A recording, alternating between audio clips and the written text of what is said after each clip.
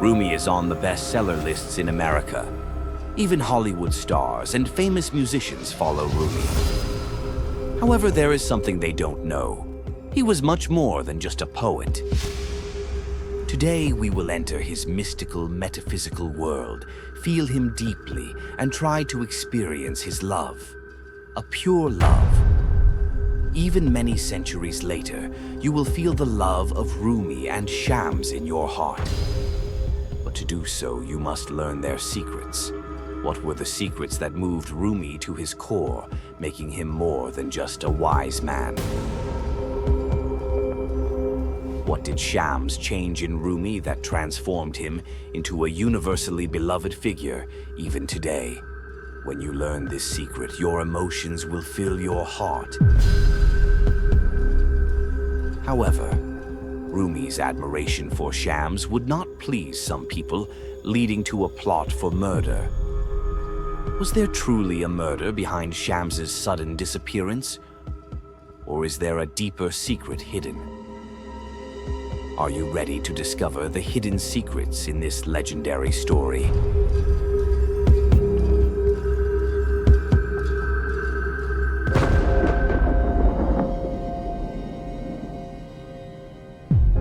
I have crossed the vast wilderness of time to find you. I prayed, and I asked God to guide me, and He granted it to me. There is nothing else. You are my brother in spirit, my destiny.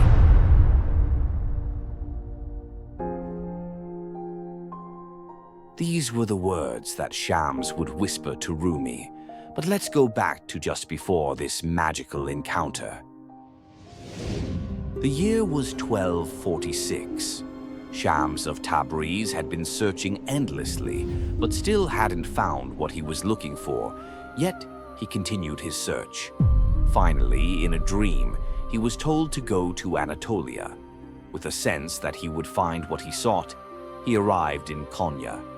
Shams of Tabriz was a religious scholar who didn't care for show or status, who traveled constantly and worshipped in secret, believing that love was the path to God. He was in search of a meaning that would make life worth living. Other scholars and people had not been able to satisfy him. He was now over 50, with his hair and beard turning white, but he was very close, and that meaning was now just 5 steps away. When Rumi appeared in the crowd, he was on horseback with his students around him. Shams, with agility unexpected for his age, immediately sprang from his spot and, running towards Rumi, grabbed the reins of his horse. Even though Rumi's students tried to stop Shams, it didn't work. He knew exactly what he was doing. With a strange power, he looked into Rumi's eyes and asked that bold and somewhat tricky question. Rumi didn't answer right away. He thought for 5 minutes. The crowd was also astonished by the question and eagerly awaited the response. While you take a few moments to immerse yourself in the unfolding events, let's take a brief look at Rumi's life, particularly focusing on who he was before Shams entered his world. Jalaluddin Rumi was born in 1207 in the city of Balkh, Afghanistan. A scholar, philosopher, poet, and Sufi who has influenced the entire world, Rumi touched the lives of believers and non-believers alike during his 66 years and beyond, embracing all people regardless of who they were. His father, Bahatin, one of the greatest scholars of the time, was the most influential figure and teacher in Rumi's life. During those years, Afghanistan was experiencing Mongol invasions. Under these circumstances, they decided to migrate in 1212. Upon hearing this, the Seljuk Sultan Ali-Eddin Keykubat invited the family to Konya. A madrasa was built for Rumi's father in Konya, where he trained dozens of students. Years passed, and Rumi began teaching in his father's place at the madrasa in Konya. He married twice.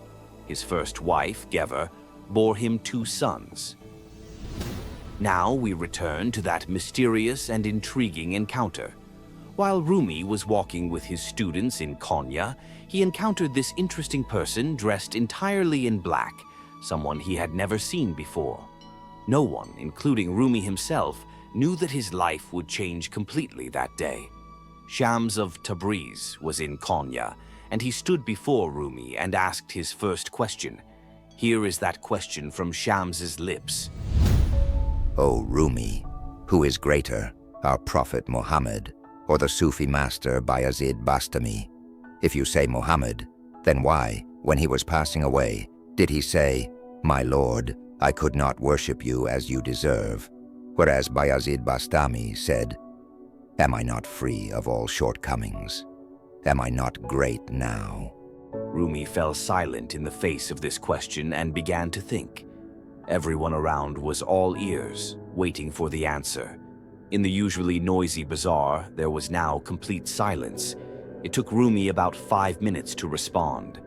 Those 5 minutes felt like 5 hours to everyone. Rumi replied with dignity and calmness. Is there any doubt about that? Of course, Muhammad, peace be upon him, is the greatest prophet, while Bayazid is one of his followers. Our prophet is like an ocean. All the rivers flow into the ocean, but the ocean neither overflows nor diminishes. Bayazid Bastami, on the other hand, is like a lake. If too much water flows into the lake, it overflows. Bayazid Bastami overflowed as much as he could and lost himself. After that, it is beyond his control. This answer had caused the river to overflow. At that moment, Shams realized that Rumi was indeed the one he had been searching for, and he was deeply satisfied with the answer. Excitedly and with love, he exclaimed, "Allah!" In that moment, Rumi also lost himself to the sound. He could no longer stay on his horse and collapsed to the ground like a lifeless body. Shams fell to his knees at Rumi's feet and whispered to the unconscious Rumi, I have crossed the vast wilderness of time just to find you. I prayed, and I asked God to guide me, and he granted it to me. There is nothing else. You are my brother in spirit, my destiny. Their whispered conversation echoed through the entire marketplace. To the onlookers and students, there seemed to be nothing visible to understand, cause these two spiritual masters had begun speaking on another plane. Shams then said, Not here. Let's go to your home. They went together to Rumi's house. Rumi had a room full of books. Shams instructed him to throw these books into the pool. Rumi gathered the books in his arms and began throw them into the water. Finally, only one book remained. Rumi could not throw this book into the water. Rumi said, I can't. The last book is a keepsake from my father and is very important to me. It contains many topics I have not yet memorized. Shams took the book from Rumi's hand and threw it into the pool. After waiting for a while, he took a long stick and stirred the water, then said, Let me know when that book surfaces. After some time, as Shams continued to stir, the book finally floated to the top. When Rumi identified it, saying, This is the book, Shams said, in the name of God, took the book in his hand and handed it to Rumi. Rumi opened the book and was astonished. Despite being in the water for minutes, the book was completely dry, and even dust fell from its pages. In shock and wonder, Rumi asked Shams, This book should have been wet, even falling apart. Yet it's completely dry, as if it was never in the water. How is this possible? Shams responded, This is what I'm trying to teach you. You are too attached to these books. Upon hearing this, Rumi instinctively threw the book back into the water. From that moment on, they would search for what they sought within themselves and within each other. The two of them then retreated to a cell where they secluded themselves for 40 days, allowing no one to enter. The meeting of these two men created a tremendous impact. Their wisdom went beyond borders and spread across the world. Rumi was already a recognized, known, and beloved religious scholar before Shams, but it was Shams who transformed him into the Rumi we know today. Perhaps Shams achieved this not by coming into Rumi's life, but by disappearing from it. His absence ignited a love greater than his presence ever could. Perhaps even those who took Shams' life unknowingly contributed greatly to this profound transformation. However, the situation went beyond the harmony of two people who understood each other deeply and well. It was expected that Shams, being the scholar, the teacher, the one who truly knew religion, would follow and be committed to Rumi. But the opposite happened. Rumi changed. This sudden change in Rumi surprised not only his family, but also his disciples. This situation began to disturb a portion of the public. As the anger towards Shams grew within the community, Shams suddenly left Konya. However, his departure deeply affected Rumi, who almost stopped eating and drinking. He kept writing letters and poems to him. Unable to bear his father's condition, Rumi's son went to Damascus to convince Shams to return. Shams returned to Konya and was married to Rumi's stepdaughter, Kimya Hatun. It was hoped that this would calm the situation. While Rumi continued with his divine love and spiritual practices, the community's anger towards Shams persisted. Then, in 1247, Shams disappeared once again. However, no one ever found Shams again. Was there a dark assassination attempt behind this mysterious disappearance, or was it a metaphysical vanishing? The truth behind his disappearance has been a subject of curiosity and speculation for centuries. According to the first theory, it was claimed that Shams was murdered by some of Rumi's jealous disciples, but no body was ever found. This would not have been surprising, as over time, people grew envious and came to dislike Shams. They tolerated him only because Rumi wanted him so dearly. It's possible that some dark of people from among them acted secretly to get rid of him. So, what was the other theory? If it wasn't murder, then why did Shams suddenly disappear? There is a strong possibility that Shams voluntarily disappeared to test Rumi's commitment or to advance Rumi's spiritual journey. Shams might have realized that his presence had fulfilled its purpose of transforming Rumi, leading him to leave Konya of his own accord. Shams' departure could have been a final lesson on separation and divine love, but only someone who has suffered and burned with pain could transform from immaturity to mastery. Let us reflect on Rumi's profound words on the matter. I was raw, I became cooked, I was burned.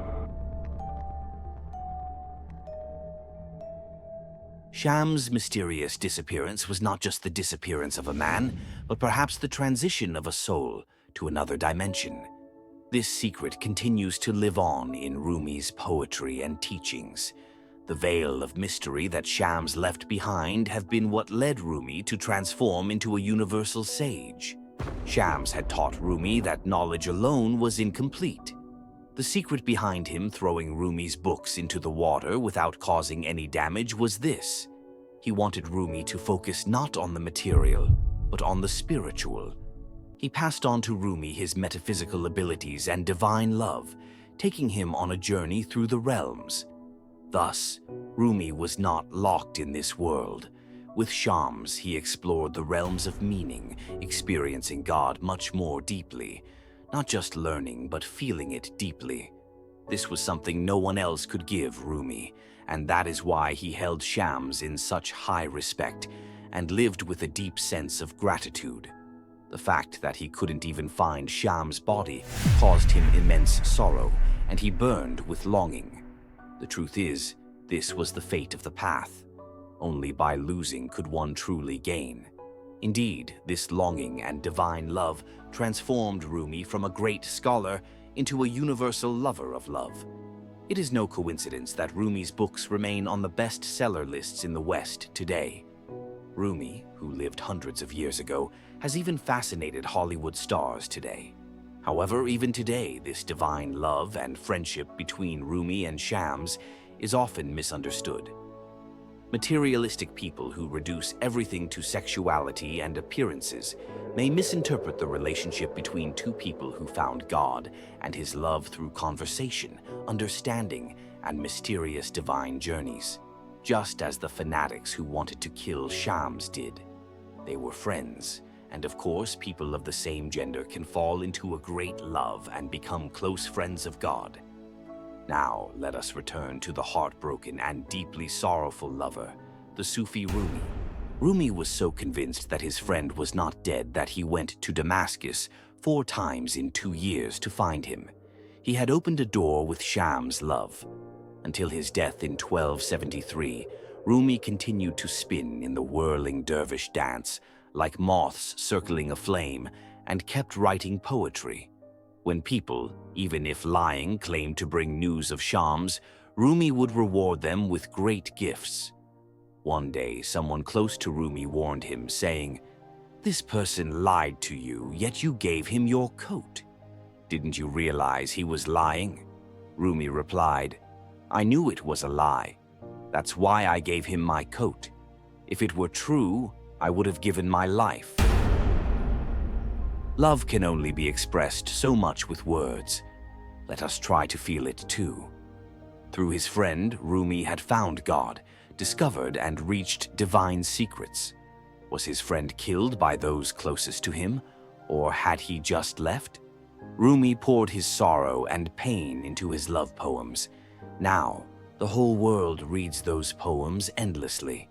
The word Masnavi, the title of Rumi's famous work, means to connect one thing to another. When Shams blended himself with Rumi, it became love. But even those closest to him could not fully grasp this love. Today, the Masnavi is translated into dozens of languages, but it's still uncertain if anyone truly understands that love. Finally, let us seek the secret behind why Rumi is so deeply loved. According to a friend of God, Rumi loved God and all kinds of people so much that he forgot himself. He said, "Come, come, whoever you are. Be you unbeliever, fire worshipper, or idol worshipper, still come. Our door is not the door of despair. Even if you have broken your vows 100 times, still come." And he continued to love everyone. In return for his love, God gave him this great gift, making his name known and make people love him worldwide. This is indeed a miracle because, in the Islamic world, there were many wise and virtuous scholars, yet they were not as widely recognized in the West. What sets Rumi apart is this divine gift bestowed upon him. This miracle continues even after his death. He did not just love himself, and Almighty God gave his miracle into our hearts. I will respond to all your questions and comments if you write them below this video. If you want this story to reach more people, don't forget to share and like. As the divine love between Rumi and Shams continues to resonate around the world, we bid you farewell. See you in the next video.